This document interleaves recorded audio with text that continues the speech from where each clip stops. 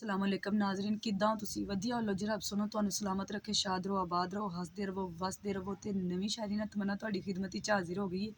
ते मैं आख्या अपने नाजरीन के नाल शायरी भी शेयर करिए क्योंकि शायरी मैं जिन्नी देर अपने नाजरीन नाल शेयर ना करां ते मैनू दिली सुकून नहीं पहुँचता। शायरी मेरी वसदी झोंक उजाड़ के दिल भर मेरी वसदी झोंक उजाड़ के दिल भर गुमसुम में विच शहनाइयां दे नवा गैर दा संग बना के ते नवा गैर दा संग बना के ते तोहफे दिते सानू रसवाइयां दे ई डर तां कल्लियां लगदा ही नहीं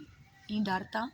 कल्लियां लगदा ही नहीं असी आदियां चन तन्हाइयां दे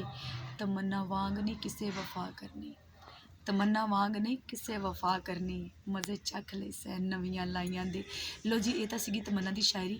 तुसी मैनू अपनियां दुआवां विच याद रखना बैल आइकन ते प्रेस करना नहीं भुलना ते मेरे चैनल सबसक्राइब करना भी नहीं भुलना ते वीडियो नू ज़्यादा तो ज़्यादा शेयर करना लाइक करना कमेंट्स करने ने ते तमन्ना नू इजाज़त दिओ रब रखा।